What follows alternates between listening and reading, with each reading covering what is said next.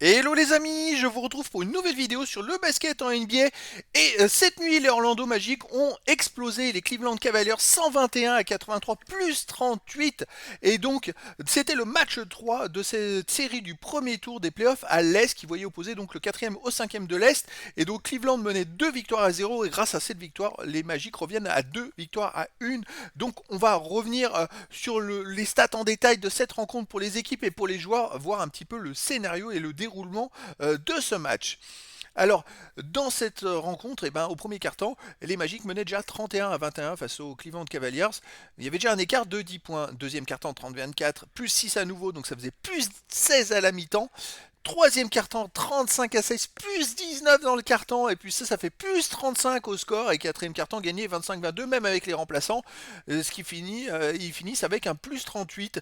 Les Cavaliers, ils ont complètement raté leur match. Alors, est-ce que c'était de la fatigue? Est-ce que les Magic ont été largement plus forts? On peut s'apercevoir qu'on a quand même Paolo Banchero qui fait 31 points, 14 rebonds, dont 7 offensifs, 5 passes, avec 13 sur 26 au tir, 24 points pour Suggs avec 4 rebonds, 3 passes et puis 9 sur 11 au tir. Il a été très très très adroit. Et puis après, je vois pas d'autres stats extraordinaires. Je vois que les Magic ont tourné à 51% au tir, 35% à 3 points. Il n'y a pas de choses hors normes. 8 ballons perdus. Côté des Cavaliers, il n'y a pas vraiment de joueurs qui sortent du lot. On a 15 points pour Jarrett Allen quand même, avec 5 sur 6 au tir, avec 8 rebonds. Sinon 15 points pour Caris Levert, 5 sur 13 au tir. Mais bon, ils ont tourné à 39% au tir, 23% à 3 points. Et ils ont perdu 14 ballons, 6 de plus que les Magic. Au premier quart-temps, donc déjà 10 points d'écart. Et puis côté des Magic, on avait déjà Franz Wagner avec 10 points, 3 rebonds, 3 passes à 4 sur 7 au tir. Paulo Banchero, 10 points avec 7 rebonds, dont 6 rebonds offensifs, 4 sur 13 au tir. Il a dû rater et récupérer ses propres rebonds, mais 6 rebonds offensifs dans un quart-temps, ça c'est exceptionnel. Et puis côté Cavaliers, on avait 6 points, 5 rebonds pour Jarrett Allen et 6 points pour Evan Mobley. Et puis à noter quand même Donovan Mitchell qui fait 2 points, 5 passes, 3 rebonds. Mais voilà, ce qui est étonnant, c'est que les Magic menaient de 10 points en ayant fait 12 sur 31 au tir, 5 sur 14 à 3 points, 38% au tir, alors que les Cavaliers avaient 40% au tir. Et par contre, à 3 points, ils ont fait 1 sur 12. Alors là, je ne sais pas ce qu'il leur a pris, ils ont fait que tirer à 3 points. À un moment, ça rentre pas, il faut aller à 2 points. Là, ils ont donné le bâton pour se faire battre, on va dire. Deuxième carton, 30 à 24 pour les Magic. Alors, côté Magic, on a 9 points pour Balo Banquero à 4 sur 5 au tir. En sortie de banc, 8 points pour Jonathan Isaac avec 3 sur 4 au tir, 2 sur 3 points. Il fait une très bonne rentrée en 9 minutes de temps de jeu. Et puis pour les Cavaliers, on a Donovan Mitchell, 7 points, 6 points pour Caris Levert. Mais voilà, là cette fois, les Magic ont tourné à 66% au tir et les Cavaliers toujours à 42%. Donc à nouveau plus 6 et plus 16 à la mi-temps. Vous voyez une différence phénoménale. Paolo Banchero est à 19 points à la mi-temps, 12 points, 5 passes pour Franz Wagner, 11 points pour Suggs. Côté des Cavaliers, on a 4 sur 5 au tir pour Jarrett Allen avec 10 points et 7 rebonds. Donovan Mitchell fait 9 points, 7 passes, 4 rebonds. Et 10 points pour Evan Mobley. Mais bon, les Magic tournaient quasiment à 49% au tir, 38% à 3 points, alors que les Cavaliers, 41% au tir et 16% à 3 points, 3 sur 18. Voilà d'où vient l'écart de 16 points à la mi-temps. 16 points, c'était pas non plus insurmontable. Bah si, troisième quart-temps, ils ont fait pire. Ils ont pris 19 points d'écart avec 12 points, 7 rebonds pour Banchero, 13 points pour Suggs. Banchero c'est 5 sur 8 au tir, Suggs c'est 5 sur 6.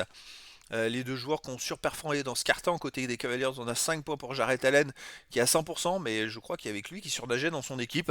Et cette fois, les Magic ont fait du 62% au tir, 33% à 3 points, alors que les Cavaliers, 26% au tir et 12% à 3 points. Quand ça marche pas, on continue à faire la même chose. C'est assez hallucinant. Moi, j'aurais tout mis sur Jarrett Allen, qui avait l'air super adroit. Quatrième carton, et ben cette fois, les Magic ont fait tourner l'effectif. Le 5 majeur n'a pas joué une seule seconde dans ce quatrième carton et tous les jeunes ont pu jouer. Alors, ils ont encore gagné. Ils ont tous marqué. Ils ont tourné à 45% au tir. C'était quand même un bon carton, comme les Cavaliers, mais sauf qu'ils ont la différence. Ils ont gagné de 3 points. Côté des Cavaliers, on n'a que Darius Garland qui a joué 5 minutes. Et encore, il n'a pas été très bon. Et puis après, c'est les remplaçants. Sam Merrill qui met 9 points à 3 sur 3 au tir, 3 sur 3 à 3 points. 7 points pour George Niang à 3 sur 5 au tir. Et peut-être qu'ils auraient dû jouer un peu plus. Sam Merrill avait l'air très adroit à 3 points. C'est ce qui manquait aux Cavaliers qui ont tourné à un niveau de jeu à 3 points qui était catastrophique. Les deux remplaçants auraient dû rentrer, ils ont fait 4 sur 4. et donc gagner ce quatrième quart-temps par les Magic. Et donc la deuxième mi-temps, les Magic gagnent de 22 points, 60 à 38, avec 53% au tir, 31% à 3 points, 35% au tir pour les Cavaliers. Pareil, même adresse à 3 points, même nombre de paniers à 3 points marqués, mais la différence c'est le tir à 2 points où les Magic ont fait vraiment une grosse rencontre, mais en rouleau compresseur. Tous les cartons ont été très performants, et c'est ça qui est assez incroyable, c'est qu'après avoir pris 2-0 aux Cavaliers, on pensait qu'ils allaient s'écrouler, et ben non, ils renversent la situation, et on peut s'apercevoir vraiment que ils ont été très performants. Alors, on va revenir sur les stats au total du match. On peut s'apercevoir que quand même Cleveland fait 8 sur 34 à 3 points, avec les deux remplaçants qui font 4 sur 4 dans le dernier quart-temps. On enlève ces stats-là, ça fait qu'ils ont fait 4 sur 30 à 3 points. Mais c'est une catastrophe, 4 sur 30 à 3 points, raté 26 tirs à 3 points. Moi, je suis un peu étonné.